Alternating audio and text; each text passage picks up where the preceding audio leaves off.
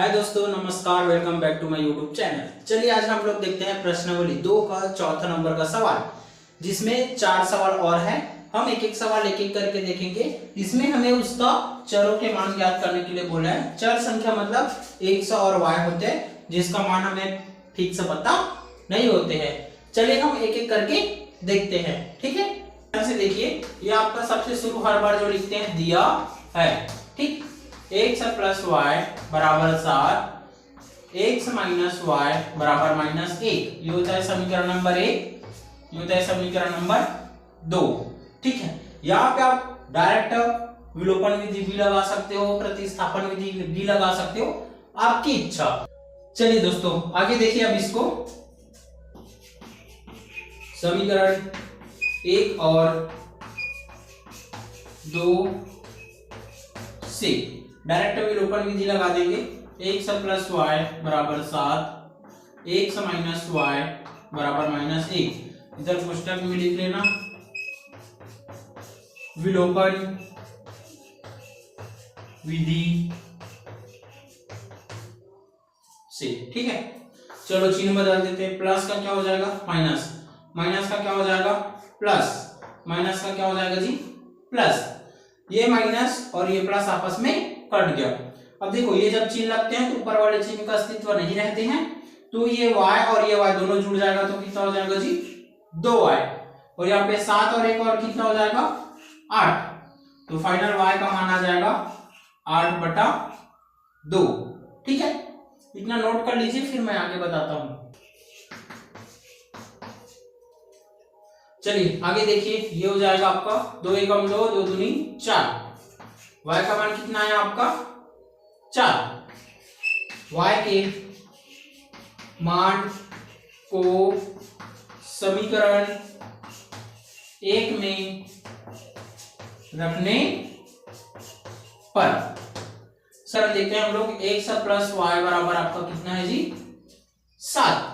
यहां पे y का मान रखो x प्लस 4 बराबर 7, तो x का मान आएगा 7 माइनस 4, तो x का फाइनल वैल्यू कितना आ जाएगा जी 3। हमें सिर्फ इसमें x और y निकालना है। आप चाहो तो कोई भी विधि उपयोग कर सकते हो, चाहे प्रतिस्थापन विधि उपयोग करो, चाहे विलोपन विधि, आपकी इच्छा, बट आपको x और y का मान निकालना है। चलिए दोस्तों आगे देखते हैं हम लोग दूसरा नंबर का सवाल, ठीक है। ये हो जाएगा आपका हल। जो शुरू में लिखते हैं हर बार लिखेंगे दिया है 2x प्लस वाई बराबर 8 और आपका x माइनस 2y बराबर -1। ये हो जाएगा आपका समीकरण नंबर 1, ये हो जाएगा आपका समीकरण नंबर 2। अब इसमें देखिए ध्यान से, यहाँ पे 2x है और यहाँ पे x है, तो आपको समीकरण 2 में 2 का गुणा करना पड़ेगा ताकि ये भी आपका 2x हो सके और हमको कटाते बन सके, ठीक है। समीकरण 2 में 2 का गुणा करने पर, ठीक है। चलिए करते हैं। ये हो जाएगा x माइनस 2y, 2 का x से गुणा करोगे 2x माइनस 2 दूनी 4y और ये आपका 2 एकम 2। ये हो जाएगा आपका समीकरण नंबर 3। इतना समझ में आया। अब समीकरण 1 और 3 से दोनों समीकरणों को एक साथ लिखेंगे। चलिए लिख लेते हैं। ये होगा आपका 2x प्लस वाई बराबर 8 और ये हो जाएगा आपका 2x माइनस 4y बराबर -2। इतना समझ में आया। यहाँ चिन्ह बदल देते हैं क्योंकि विलोपन विधि ही लगाए माइनस। यहाँ पे माइनस का क्या हो जाएगा जी प्लस और ये माइनस का क्या हो जाएगा प्लस, ठीक है। इसके आगे देखिए, ये दोनों आपस में प्लस माइनस में कट जाएंगी। 4y में से 1y और जुड़ जाएगा तो आपका ये हो जाएगा 5y और 8 में से 2 और जुड़ जाएंगे तो हो जाएगा आपका 10। y बराबर 10/5, तो y बराबर 5 एकम 5, 5 दूनी 10। मान कैसे निकाले समझ में आ रहा है ना। चलिए आगे देखते हैं। y के मान को समीकरण 1 में रखने पर। चलिए रखते हैं समीकरण 1। यहां पे ध्यान से देखिए, 2x प्लस y बराबर 8।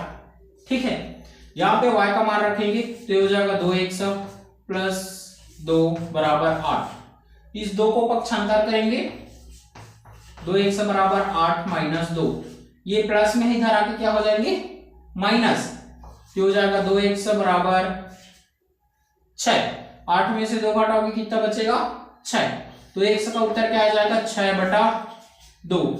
तो x का फाइनल उत्तर आ जाएगा 2 3 6, अर्थात x का मान 3 आएगा और y का मान 2।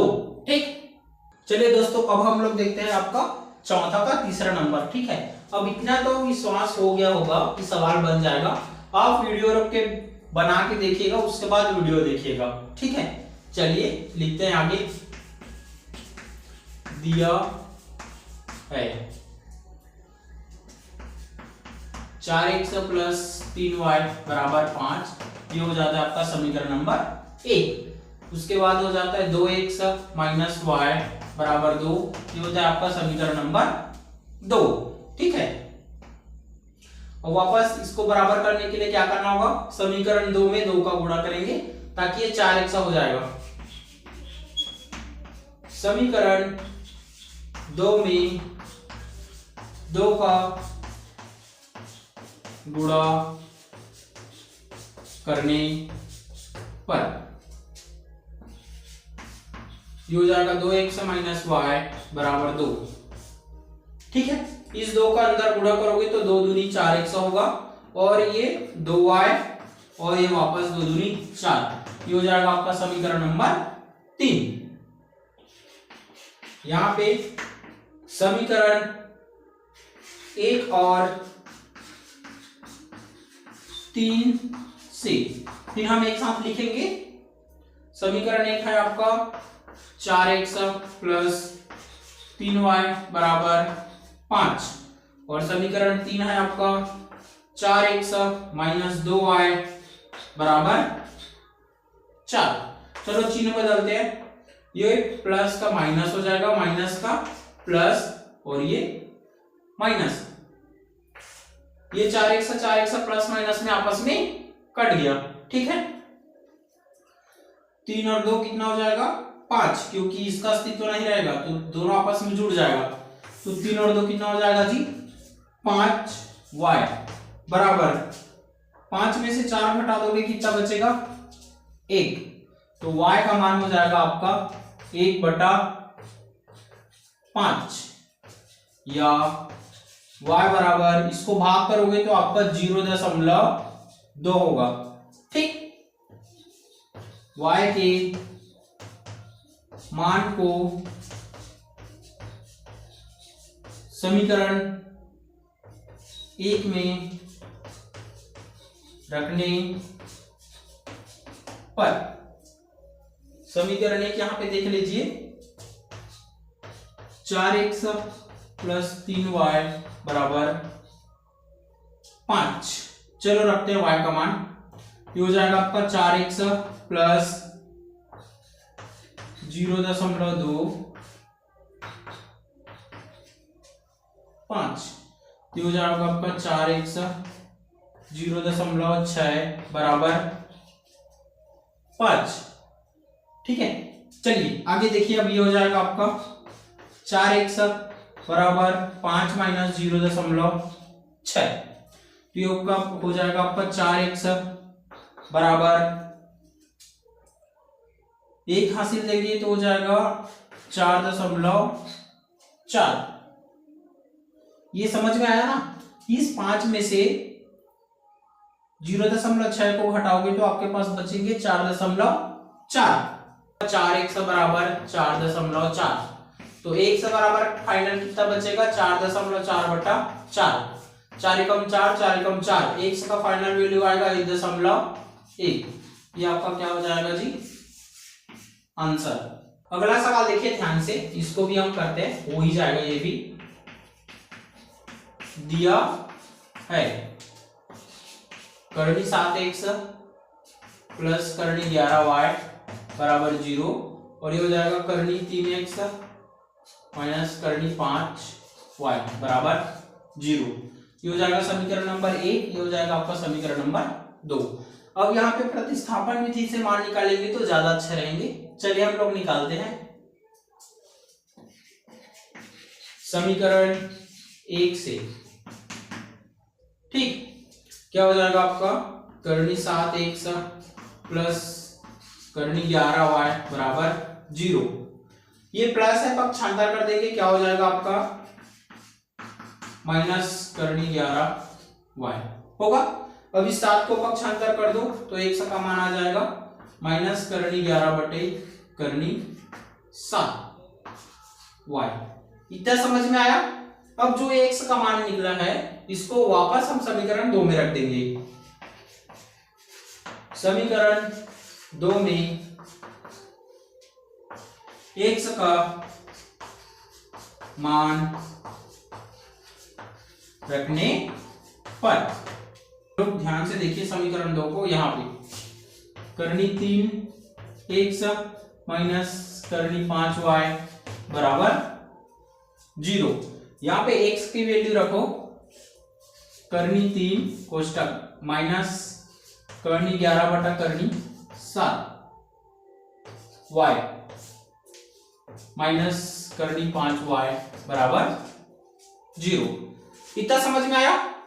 चलिए अब आगे करते हैं। इसका अंदर गुणा कर लेंगे तो माइनस 11 तिया 33 और ये करनी 7y और ये करनी 5y बराबर क्या हो जाएंगे 0। इतना समझ में आया। अब इन दोनों में y कॉमन है तो y को निकाल दो बाहर। क्या क्या बचा आपके पास, माइनस करनी 33 बटे करनी 7 माइनस करनी 5 बराबर क्या हो जाएगा 0। अब ये जितना भी संख्या आया है इसको आप पक्षांतर कर दोगे। ये अभी y के साथ कौन सी स्थिति में, गुणे में। पक्षांतर करोगे तो किस में चले जाएंगे, भाग में। तो हो जाएगा y संख्या से भाग करोगे तो 0 ही प्राप्त होंगे। तो यहाँ पे y का वैल्यू क्या प्राप्त होगी 0। इतना समझ में आया। y के मान को समीकरण 1 में रखने पर करनी 7x प्लस करनी 11y बराबर 0। यहाँ पे y का मान रखो तो हो जाएगा करनी 7x प्लस करनी 11 गुणित में क्या आ जाएगा 0, क्योंकि y का मान हमें क्या मिला 0। तो आप किसी संख्या को जब 0 से गुणा करते हो तो हमें क्या प्राप्त होते हैं 0। अब ये करनी 7x बराबर 0। अब इस 7 को फिर पक्षांतर करोगे तो वो चले जाएंगे बटे में। लेकिन वापस बताता हूं, 0 को यदि किसी संख्या से भाग करोगे तो 0 ही मिलते हैं। तो कोई x का वैल्यू भी कितना आएगा 0। ये चारों सवाल कंप्लीट हो गए, ठीक है।